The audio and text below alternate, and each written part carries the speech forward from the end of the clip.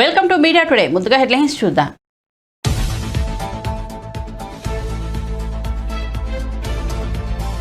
Governor ప్రసంగంపై ధన్యవాద తీర్మానంపై చర్చలో మండిపడ్డ కేటీఆర్. ప్రసంగం మొత్తం అభూత కల్పనలు, అవాస్తవాలేనని విమర్శ.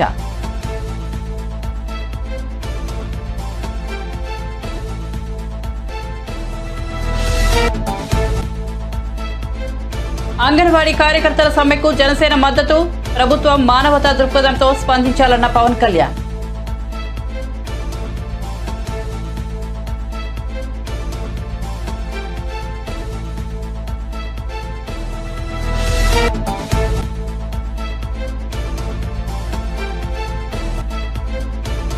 పవన్ తన పార్టీని చంద్రబాబుకు లాంగ్ లీజ్ కు ఇచ్చేశారన్న పేర్ని నాని సెటైర్.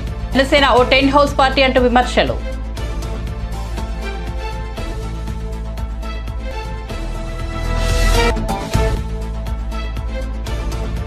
గవర్నర్ ప్రసంగంపై ధన్యవాద తీర్మానం సందర్భంగా సభలో మాట్లాడిన రేవంత్ రెడ్డి గత ప్రభుత్వాల పాపాలకు నేటి ప్రతిపక్ష నేతలదే బాధ్యత అని వెల్లడి.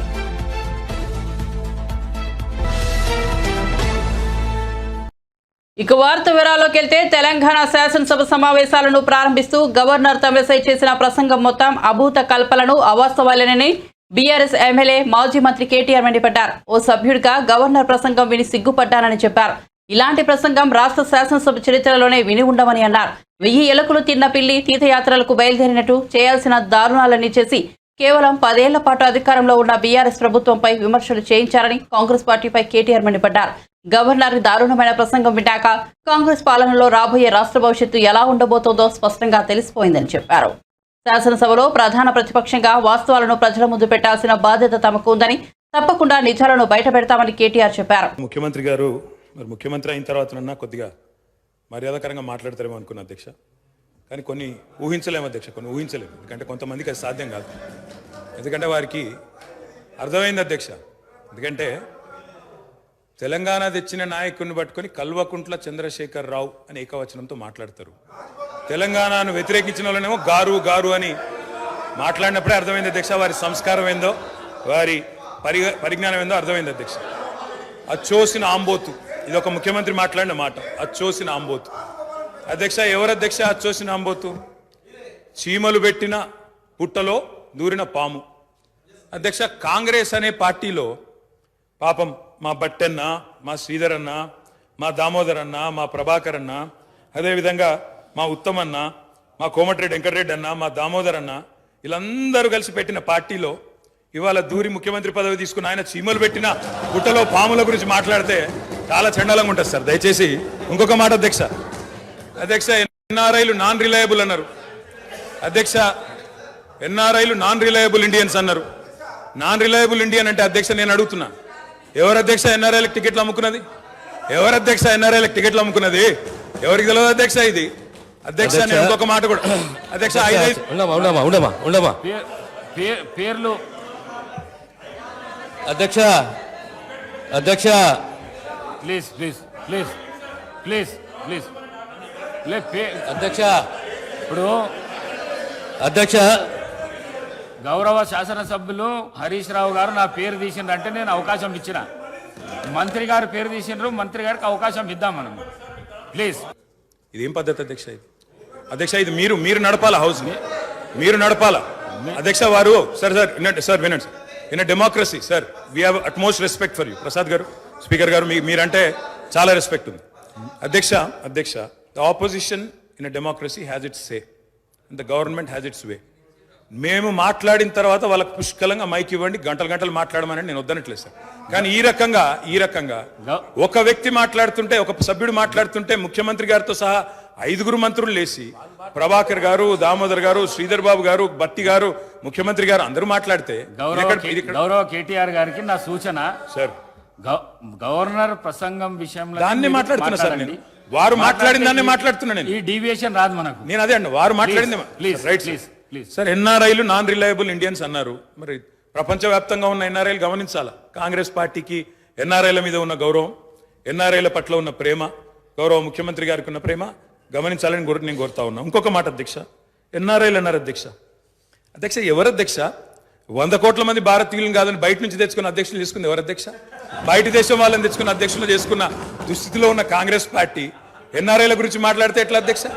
అధ్యక్ష ఏదేమైనప్పటికీ అధ్యక్ష ఒకటి వాస్తవం, గత పదేళ్లలో పాలమూరులో వలసలు బంద్ అయినాయి, వలపోతలు బంద్ అయినాయి.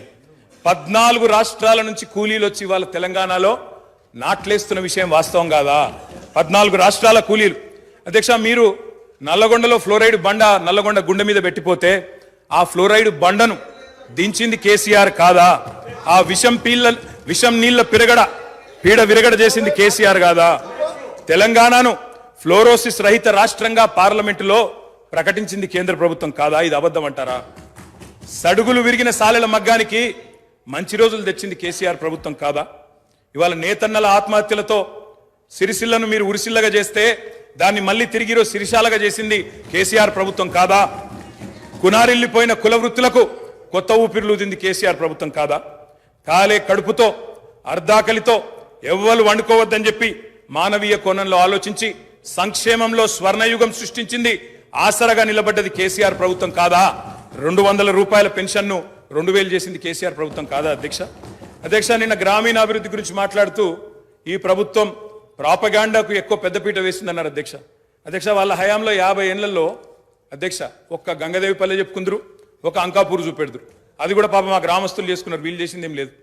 కానీ మా హయాంలో మా 10 ఏళ్లలో గర్వంగా చెప్తున్నా సార్, 3% కంటే తక్కువ జనాభా ఉన్న తెలంగాణ జాతీయ పంచాయతీ అవార్డులలో 30% అవార్డులు గెలుచుకునే విధంగా ప్రభుత్వాన్ని నడిపినం. పల్లె ప్రగతిని గత పాలన గురించి ప్రతిపక్ష సభ్యులు పదే మాట్లాడుతున్నారు. అప్పటి ప్రభుత్వంలో మీదే ప్రధాన భాగస్వామ్యం, ఆ పాపాలకు సంపూర్ణ బాధ్యత మీదే అంటూ ముఖ్యమంత్రి రేవంత్ రెడ్డి ప్రతిపక్ష నేతలపై మండిపడ్డారు. మాట్లాడితే గత పాలనలో అలా జరిగింది ఇలా జరిగిందని విమర్శించడాన్ని ఆయన తప్పుపట్టారు.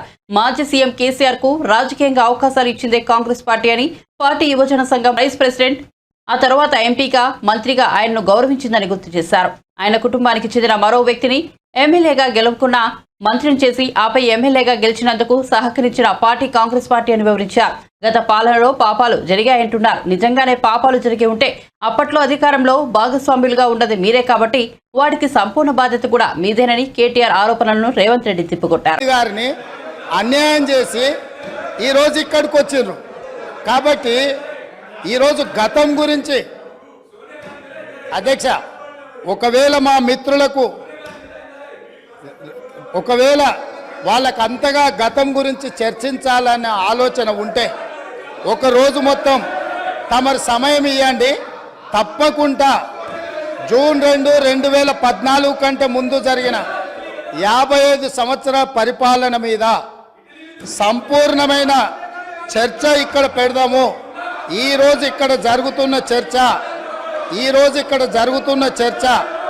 జూన్ 2, 2014 నుంచి జరిగిన పరిపాలన, చేసిన విధ్వంసము, నాయకత్వం యొక్క వ్యవహార శైలి మీద మనం ఈరోజు మాట్లాడుకుంటున్నాము. కాబట్టి వారికి గతం గురించి చర్చించాలనే కోరిక ఉంటే మాకు ఎలాంటి అభ్యంతరం లేదు. గతంలో జరిగిన పరిపాలనలో ఇక్కడున్న వాళ్ళకి చాలామందికి పాత్ర లేకపోవచ్చు, కానీ అక్కడున్న వాళ్ళకు చాలామందికి పాత్ర ఉంది. ప్రత్యక్షంగా మంత్రులు చేసిండ్రు.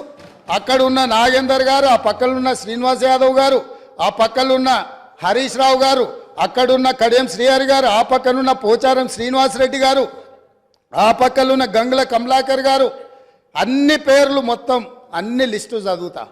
వీళ్ళందరూ కూడా ఈరోజు వారు ఏదైతే పాపాలు జరిగినాయి అంటుండ్రో ఆ పాపాలలో సంపూర్ణమైన భాగస్వామ్యం వాళ్ళదే ఉన్నది. వరంగల్ ప్రాంతంలో జరిగిన ఎన్కౌంటర్లకు ఎవరి కారణమని చర్చ ఉంది అధ్యక్ష? ఈరోజు వారే మాట్లాడుతున్నారు.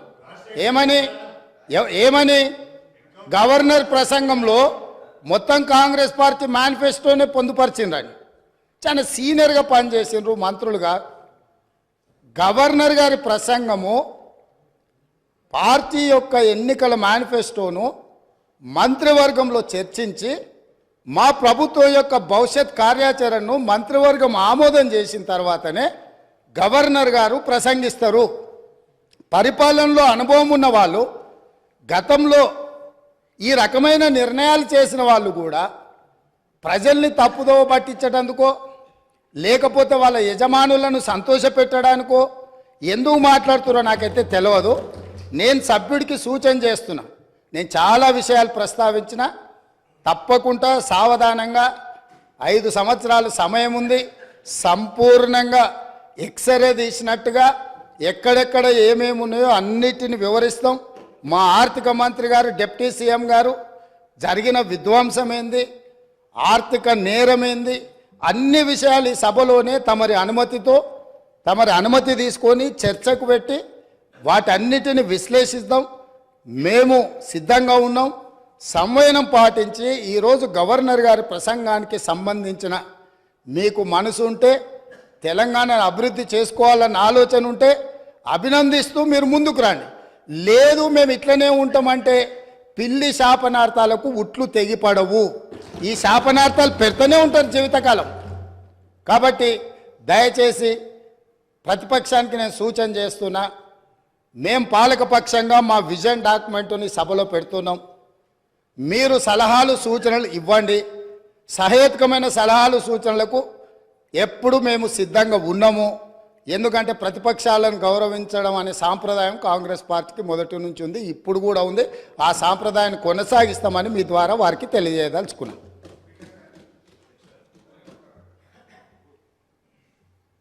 రాష్ట్ర వ్యాప్తంగా అంగన్వాడీ కార్యకర్తలు సహాయకులు చేపడుతున్న నిరవధిక సమ్మెకు జనసేన పార్టీ అధ్యక్షుడు పవన్ కళ్యాణ్ మద్దతు పలికారు. అంగన్వాడీ కార్యకర్తలు, హెల్పర్ల ఆర్థిక ఇబ్బందులపై మానవతా దృక్పథంతో స్పందించాలని ప్రభుత్వానికి హితవు పలికారు. ఇచ్చిన హామీలు నెరవేర్చమంటే వేధింపులకు గురి చేస్తారా అని ప్రశ్నించారు. అంగన్వాడీ కార్యకర్తలు, హెల్పర్లకు పొరుగు రాష్ట్రాల కంటే 1000 రూపాయలు ఎక్కువగా ఇస్తామని విపక్ష నేతగా ఉన్నప్పుడు హామీ ఇచ్చి అధికారంలోకి వచ్చాక 1000 రూపాయలు తక్కువగా వేతనం ఇవ్వడాన్ని ఏమనాలి అంటూ పవన్ కళ్యాణ్ నిలదీశారు. దీన్నే మాట తప్పడం అంటూ ఎద్దేవా చేశారు. ఈ విషయాన్ని గుర్తు చేసేలా నిరసన తెలియజేస్తుంటే వేధింపులకు గురి చేయడం పాలకుల నైజాన్ని తెలియజేస్తోందని విమర్శించారు. అంగన్వాడీ కేంద్రాల తాళాలు బద్దలు కొట్టి పంచనామాలు చేస్తామని చిరుద్యోగులను బెదిరిస్తున్నారని పవన్ కళ్యాణ్ ఆరోపించారు.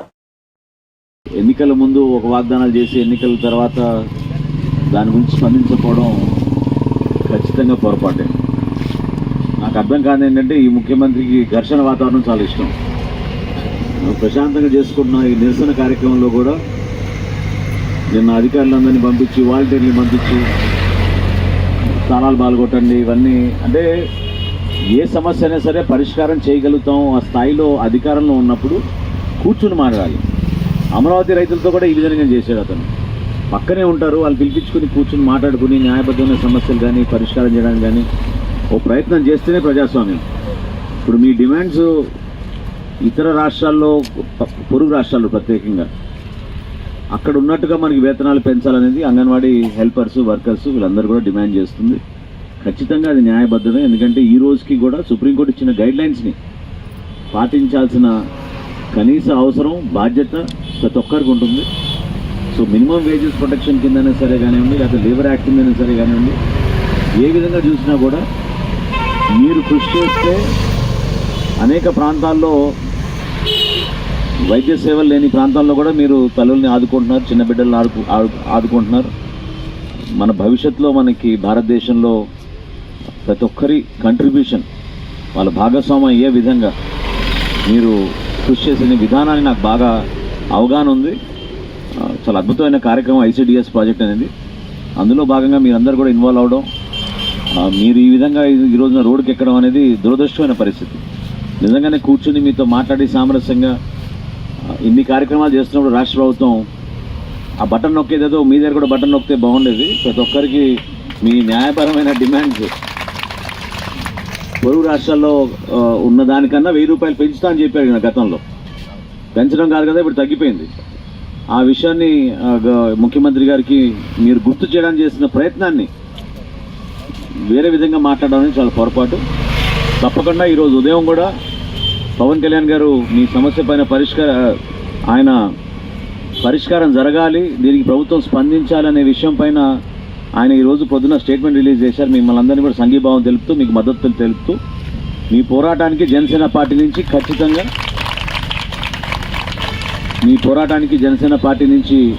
రాష్ట్ర వ్యాప్తంగా మేమందరం కూడా మీకు మద్దతు తెలుపుతున్నాం.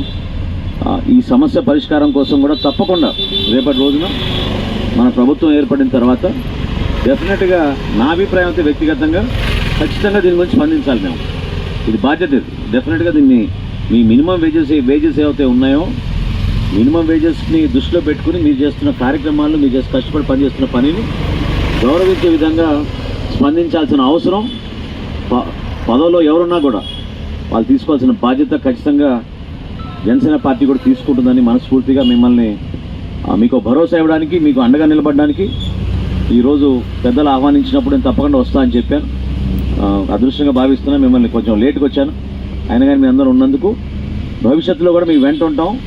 ఖచ్చితంగా రేపటి రోజున ప్రభుత్వం ఏర్పడిన తర్వాత మీరు ఏవైతే ఈ ఆర్థిక అంశాలు లేవనెత్తారో వాటిని తప్పకుండా మేము సామరస్యంగా అదేవిధంగా మిమ్మల్ని గౌరవించే విధంగా చేస్తామని ఈరోజు నేను మీకు జనసేన పార్టీ తరఫున పవన్ కళ్యాణ్ గారి తరఫున నేను మీకు మాటిస్తున్నాను. టీడీపీ అధినేత చంద్రబాబు ఆసక్తికర వ్యాఖ్యలు చేశారు. జనవరి నుంచి సైకిల్ స్పీడ్ మరింత పెరుగుతోందని చెప్పారు. సైకిల్ స్పీడ్కు ఫ్యాన్ ఆగిపోతుందని ఎద్దేవా చేశారు. వైసీపీ నావుకు చిల్లు పడింది, మునిగిపోవడం ఖాయం, బయటపడే పరిస్థితే లేదు అని స్పష్టం చేశారు. ప్రస్తుతం వైసీపీలో ప్రకంపనలు మొదలయ్యాయని చంద్రబాబు పేర్కొన్నారు. ఏపీలో ఎక్కడ చూసినా ప్రమాద గంటికలు మోగుతున్నాయని, జగన్ అన్ని సంప్రదాయాలను సర్వనాశనం చేశారని విమర్శించారు. సీఎం జగన్ ఏనాడైనా నేరుగా ప్రజలను కలిశారా అని చంద్రబాబు ప్రశ్నించారు. ఈ 4.5 ఏళ్లలో జగన్ చేసిందేమీ లేదని అన్నారు. ఎన్నికలకు ముందు ముద్దులు పెట్టి ఇప్పుడు పిడిగుద్దులు గుద్దుతున్నారని వ్యాఖ్యానించారు.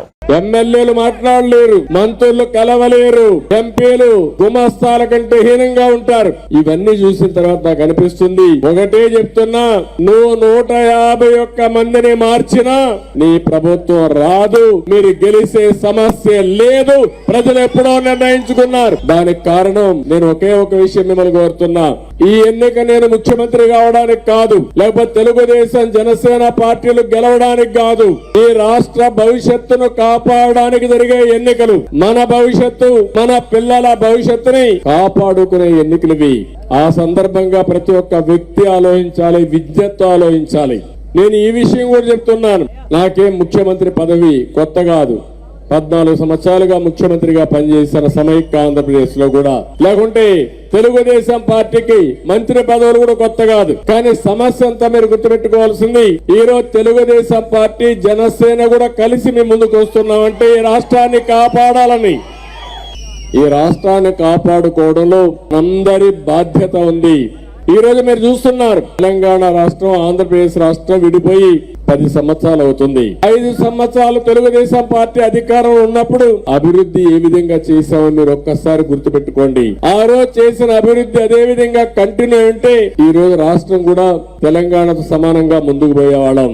కానీ ఈ రోజు ఇతను వచ్చిన తర్వాత చేసిన పనులన్నీ ఒక్కసారి గుర్తుపెట్టుకుంటే ఒక్క విషయం మీరు గుర్తుపెట్టుకోవాలి, 5 సంవత్సరాల కంటే ముందు మీ జీవన పరిస్థితులేంటి, 5 సంవత్సరాల వైఎస్ఆర్ కాంగ్రెస్ పార్టీ పాలనలో మీ జీవన ప్రమాణాలు పెరిగాయా తగ్గాయా అనే విషయం ప్రతి ఒక్కరూ ఆలోచించుకోవాల్సిన అవసరం ఉంది.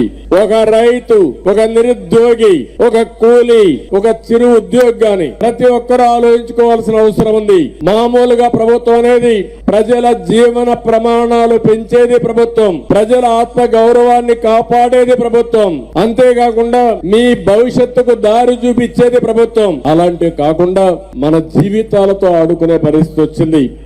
తెలంగాణలో 4వ రోజు అసెంబ్లీ సమావేశాలు మొదలయ్యాయి. ముందుగా గవర్నర్ తమిళిసై ప్రసంగానికి ధన్యవాద తీర్మానంలో పరిగి ఎమ్మెల్యే రామ్మోహన్ రెడ్డి ప్రతిపాదించగా చెన్నూరు ఎమ్మెల్యే వివేక్ వెంకటస్వామి బలపరిచారు.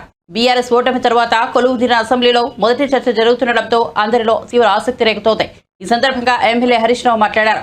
సీఎం రేవంత్ రెడ్డి సభలో తప్పుదోవ పట్టించేలా మాట్లాడారని వ్యాఖ్యానించారు. అలాగే ఆ రోజుల్లో నీళ్లపై ప్రాజెక్టుల విషయాన్ని ప్రస్తావించారు. ఆ రోజుల్లో నీళ్ల కోసం ఎంతో కొట్లాడామని, అక్రమంగా తరలిపోతున్న నదీ జలాలపై పోరాటం చేశామన్నారు. పోతిరెడ్డిపాడు ప్రాజెక్టు ఎత్తు పెంచడాన్ని ఆపాలని కోరామని, 6 కారణాలతో మేం ఆ రోజు రాజీనామా చేశామని అన్నారు. అప్పట్లో మంత్రులుగా ఉన్న కాంగ్రెస్ నేతలు ఎవరూ మాట్లాడలేదు, ఒక్క పీజేఆర్ తప్ప ఎవరూ పోతిరెడ్డిపాడుపై మాట్లాడలేదని హరీష్ రావు గుర్తు చేశారు. స్పీకర్ సార్, ఇప్పుడు నేను లేవాలని కానీ మాట్లాడాలని అనుకోలేదు. గౌరవ ముఖ్యమంత్రి గారు మాట్లాడుతూ సభను తప్పుదోవిచ్చే విధంగా ఆయన మాట్లాడినప్పుడు సభ యొక్క రికార్డును రెక్టిఫై చేయడం నా బాధ్యత. బికాస్ నేనేదో ప్రశ్నకు సమాధానం చెప్పాలనో విమర్శ చేయాలనో నేను మాట్లాడే ప్రయత్నం చేస్తలేను. వారు మాట్లాడినారు కనుక మేము డెఫినెట్గా దాన్ని క్లారిఫై చేయడం మా బాధ్యత అధ్యక్ష. అయితే అధ్యక్ష, ఆ రోజు కామన్ మినిమం ప్రోగ్రాంలో కేసీఆర్ గారు పెట్టించడమే కాదు, షిప్పింగ్ పోర్ట్ఫోలియో అడగకుండానే ఇచ్చారు. ఆ రోజు డిఎంకే పార్టీ నాకు షిప్పింగ్ పోర్ట్ఫోలియో ఇవ్వకపోతే మేము యూపీఐ నుంచి బయటకు పోతామంటే, నేను మంత్రి పదవి కోసం ఢిల్లీ రాలేదు, నాకు ఈ పోర్ట్ఫోలియో అక్కర్లేదు, వారికి ఇచ్చేయండి, నేను వచ్చింది తెలంగాణ కోసమని షిప్పింగ్ పోర్ట్ఫోలియోను స్వచ్ఛందంగా వదులుకున్నటువంటి చరిత్ర కేసీఆర్ గారిది, టీఆర్ఎస్ పార్టీది అధ్యక్ష. ఈరోజు రేవంత్ రెడ్డి గారు మాట్లాడుతూ మేమేదో పదవులు ఇచ్చినామని, పదవులను గడ్డిపోచల్లాగా త్యజించిన చరిత్ర ఈ దేశంలో ఎవరికన్నా ఉందంటే అది కేసీఆర్ కు, టీఆర్ఎస్ పార్టీకి ఉంది. త్యాగాల పునాదుల మీద తెలంగాణ తెచ్చిన చరిత్ర ఉంది అధ్యక్ష. అనవసరంగా మేమేదో పదవులు ఇచ్చినామని, మేమేదో పదవుల కోసం పాకులాడినామనేటువంటి విధంగా వారు మాట్లాడద్దు. ఆ విషయానికి వస్తే రేవంత్ రెడ్డి గారు ఏబీవీపీలో షురువు అయిండు, టీఆర్ఎస్ లో పనిచేసిండు, తెలుగుదేశంలో వేయండు, కాంగ్రెస్ లో వేయండు, మరి రేపు ఆడుంటాడో. పార్టీలు మారిన చరిత్రలు మీకున్నాయి, కానీ మాకు అట్లాంటిది ఏం లేదు అధ్యక్ష. ఇకపోతే మా శ్రీధర్ బాబు గారు లేచి మళ్ళీ నన్ను ఆయన గెలికే ప్రయత్నం చేసిండు, లేకపోతే ఆయన గురించి మాట్లాడాల్సిన అవసరం లేదు అధ్యక్ష. ఆ రోజు ఇదే శాసనసభలో కిరణ్ కుమార్ రెడ్డి గారు ముఖ్యమంత్రిగా ఉన్నప్పుడు నీ తెలంగాణకు నీకు ₹1 ఇయ్యనన్నాడు. పేగులు దిగదాకా కొట్లాడింది ఎవరు, పెదవులు మూసింది ఎవరో కూడా ఈ రాష్ట్ర ప్రజలకు గుర్తున్నది అధ్యక్ష. ఉన్నారు ఇవాళ ఇక్కడ చాలా మంది, ఆ రోజు ఉన్న వాళ్ళు కూడా ఇక్కడ ఉన్నారు. ఆ రోజు మేము పేగులు దిగదాకా పోడియంలోకి పోయి కొట్లాడినాము, ఆ రోజు మీరు పెదవులు మూసుకొని మాట్లాడినటువంటి చరిత్ర కూడా కాంగ్రెస్ పార్టీకి ఉంది అధ్యక్ష. నేను అనేది మాకు ఓపుకున్నది అధ్యక్ష. దయచేసి మీరు మా మీద విమర్శలు మాని, ప్రజలు మీకు అధికారం ఇచ్చారు, మీకు అవకాశం ఇచ్చారు, మీరు ప్రజలకిచ్చిన ఆ గ్యారంటీలు ఎలా అమలు చేస్తారో దాని మీద దృష్టి పెట్టే ప్రయత్నం చేయండి. దానికి నిర్మాణాత్మకమైన ప్రతిపక్షంగా మేము సహకరిస్తాం, సూచనలు ఇస్తాం. కానీ ఎంతసేపు మీరు మా మీద నెపాలు నెట్టో, మా మీద బురద జల్లేటువంటి ప్రయత్నం మాని, ప్రజలకు మీద ఇచ్చిన హామీల అమలు మీద, పరిపాలన మీద దృష్టి పెట్టండి అని మీ ద్వారా వారికి హితవు. వైసీపీ ఎమ్మెల్యే మాజీ మంత్రి పేర్ని నాని జనసేనాని పవన్ కళ్యాణ్ పై తీవ్ర స్థాయిలో ధ్వజమెత్తారు. పవన్ కళ్యాణ్ రాష్ట్ర ప్రజలపై ప్రేమ లేదని, చంద్రబాబు మనుగడ కోసమే పవన్ కళ్యాణ్ పనిచేస్తాడని అన్నారు. పవన్ తన పార్టీకి చంద్రబాబుకు లాంగ్ లీజ్ కు ఇచ్చేశాడని వ్యంగ్యం ప్రదర్శించారు. తను 4 ఏళ్ల కిందటే చెప్పారని, పవన్ కళ్యాణ్ స్థాపించింది రాజకీయ పార్టీ కాదని, ఒక టెంట్ హౌస్ పార్టీ అని విమర్శించారు. మన ఇళ్లలో పండుగలు, పబ్బాలు, వేడుకలు చేసుకునేందుకు షామియానాలు, కుర్చీలు అద్దెకు తెచ్చుకుంటున్నామని, అలాగే పవన్ కళ్యాణ్ కూడా తన పార్టీని అద్దెకు ఇస్తుంటాడని ఎద్దేవా చేశారు. భోజనాలు, పండగ, పబ్బమో ఉంటే షామియానాలు తెచ్చుకుని, కుర్చీలు తెచ్చుకుని ఎట్లా తెచ్చుకుంటామో అద్దెకి, ఆ రకంగా తన రాజకీయ పార్టీని లాంగ్ లీజ్కి ఇచ్చినటువంటి పవన్ కళ్యాణ్ తన పార్టీని లాంగ్ లీజ్కి చంద్రబాబు నాయుడికి అద్దెకి ఇచ్చినటువంటి పరిస్థితులు మనకు కనపడుతున్నాయి. అయినా కూడా ఆయన ఓ పక్కేమో తెలంగాణలో వీళ్ళందరూ ఇంట్లో అందరికీ ఓటు ఉంటుంది, వీళ్ళ ఓట్లని తెలంగాణలో ఓట్లేస్తారు పవన్ కళ్యాణ్తో సహా, ఆంధ్రాతో రాజకీయాలు అంటారు. అంటే కాపురం అక్కడ, ఓటు అక్కడ, వీళ్ళు మాత్రం వీళ్ళ రాజకీయాలన్నీ కూడా ఆంధ్రప్రదేశ్లో. అంటే మనతోనేమో రాజకీయాలు, వాళ్ళ జీవితం అంతా కూడా, వాళ్ళ జీవనం అంతా కూడానేమో పరాయి రాష్ట్రంలో. అంటే ఇక్కడ బతకరాళ్ళు. నేను చెప్తున్నాను, నేను జగను మరణిస్తే మా చివరి శ్వాస తర్వాత కూడా మా శవాలను కూడా ఇక్కడే పూడ్చి పెడతారు, ఇక్కడే బతుకుతాం. కానీ మీరు మాత్రం అంతా హైదరాబాదే కదా. ఎవరిదైనా పవన్ కళ్యాణ్ గారు కానీ, లేదా ఈ పేపర్లు, ఈనాడు పేపరు, లేకపోతే ఆంధ్రజ్యోతి పేపరు, వీళ్ళందరూ కూడా వీళ్ళ ఓట్లు ఇక్కడ ఉండవు, వీళ్ళ ఆస్తులు ఇక్కడ ఉండవు, వీళ్ళు ఇక్కడ బతకరు, ఇక్కడ గాలి పీల్చరు, మనతో పాటు బతకరు. కానీ వీళ్ళు మాత్రం ఈ రాష్ట్రం గురించి ఎంత అసహ్యంగా రాయాలో, ఎంత చంద్రబాబుకు అనుకూలంగా ఏ రకంగా ప్రవర్తించాలో ఆ రకంగా ఎత్తుగళ్ళు వేస్తుంటారు. జగన్మోహన్ రెడ్డి గారి మీద విషం చిమ్ముతుంటారు. ఏ రోజున ఇవాళ జగన్మోహన్ రెడ్డి గారు 2019 నుంచి ఈ రోజు దాకా చేసినటువంటి అంటే ఉద్దానంలో తీసుకోండి, పేదల ఇళ్ల స్థలాలు తీసుకోండి, లేకపోతే పోర్టులు తీసుకోండి, ఫిషింగ్ హార్బర్లు తీసుకోండి, హాస్పిటల్ తీసుకోండి, మెడికల్ కాలేజీలు తీసుకోండి, ఏది తీసుకున్నా పవన్ కళ్యాణ్ చంద్రబాబు కలిసి ఎందుకు చేయలేపారు మీరు? ఇవాళ జగన్మోహన్ రెడ్డి గారు 2,50,000 కోట్ల రూపాయల డబ్బుని జనానికి ఏదో ఒక లక్ష్యంతో సరాసరి నేరుగా ఒక్క పైసా లంచం లేకుండా ప్రజల అకౌంట్లోకి వేశారు. ఈ 2,50,000 కోట్లు ఏం చేశారు మీరు? ఎక్కడ ఖర్చు పెట్టారు? ఒక్కటేమన్నా మీరు ఒక కొత్త మెడికల్ కాలేజీ కట్టారా? ఒక కొత్త పోర్టు కట్టారా? కొత్త ఫిషింగ్ హార్బర్ కట్టారా? లేదా ఏం చేశారు? ఏమీ కనపడవు. ఈ డబ్బులన్నీ ఏమైపోయినాయి? ఆవిరైపోయినాయి. అప్పులు మాత్రం దండిగా తీసుకొచ్చారు. ఒక్క పని చేయలేదు. ఉద్దానంలో ఏం చేశారు? ఎవరికి ఏం పని చేయని పరిస్థితి.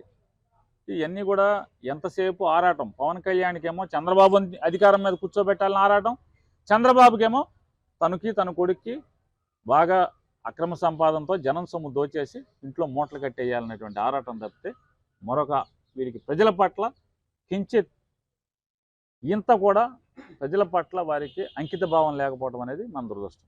తుఫాన్లో కొల్లు రవీంద్ర ఎక్కడికి వెళ్ళిపోయాడు? ఈ తుఫాన్ కాదు, ఏ తుఫాన్కైనా ఎక్కడన్నా మనకు కనపడ్డా? కరోనాలో ఎక్కడికి వెళ్ళిపోయాడు? కరోనాలో కొల్లు రవీంద్ర ఎక్కడన్నా కనపడ్డా? ఎవరికన్నా మీరు చెప్పండి ధర్మంగా. విలేకరులు ఇందులో ఆంధ్రజ్యోతి విలేకరు ఉన్నాడు, TV5 విలేకరు ఉన్నారు, మీరు అందరూ ఉన్నారు కదా, ఒక్కళ్ళు చెప్పండి కరోనాలో ఏమైపోయాడు కొల్లు రవీంద్ర? కరోనాలో పేరునాని కొడుకు ప్రాణాలకు తెగించి ICU వార్డులో పేరుని కృష్ణమూర్తి అనే అతను 24 గంటల్లో 10-12 గంటలు గవర్నమెంట్ హాస్పిటల్లో ICU వార్డులో, కరోనా ICU వార్డులో ఆయన తిరుగుతూ ఉండేవాడు.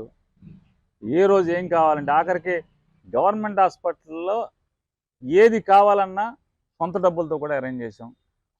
గవర్నమెంట్ నుంచి రావటం ఆలస్యం అయితే తుఫాను హెచ్చరికల మొదల దగ్గర నుంచి కూడా చివరి వరకు పేరుని కృష్ణమూర్తి జోరున వర్షంలో కూడా నడుంలోతు నీళ్ళలో కూడా తిరుగుతూనే ఉన్నాడు. భోజనాలు ఏర్పాటు చేశాడు. ప్రాణ నష్టం జరగకుండా పేరుని కృష్ణమూర్తి ప్రభుత్వం తరపున చూశాడు. నువ్వు సిగ్గుపడాలి.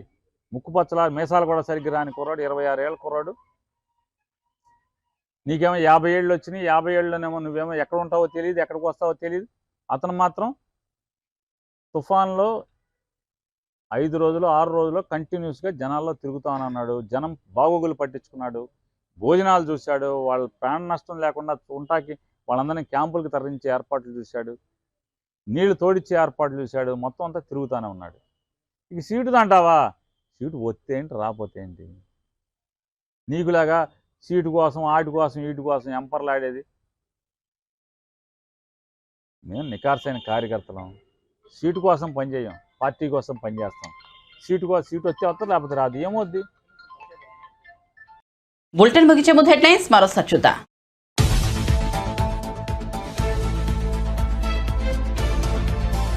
గవర్నర్ ప్రసంగంపై ధన్యవాద తీర్మానంపై చర్చలో మండిపడ్డ కేటీఆర్. ప్రసంగం మొత్తం అభూత కల్పనలు, అవాస్తవాలేనని విమర్శ.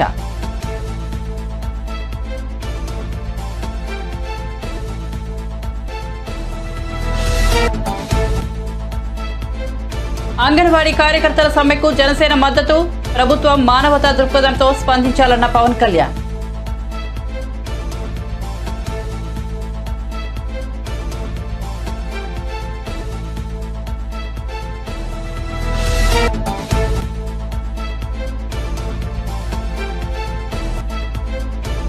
పవన్ తన పార్టీని చంద్రబాబుకు లాంగ్ లీజ్ కు ఇచ్చేశారన్న పేర్ని నాని సెటైర్. జనసేన ఓ టెంట్ హౌస్ పార్టీ అంటూ విమర్శలు.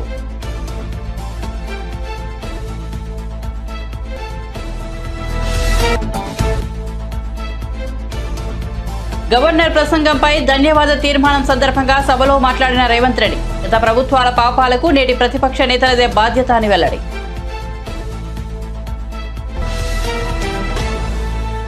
మరిన్ని అప్డేట్స్ కోసం చూస్తూనే ఉండండి మీడియా టుడే.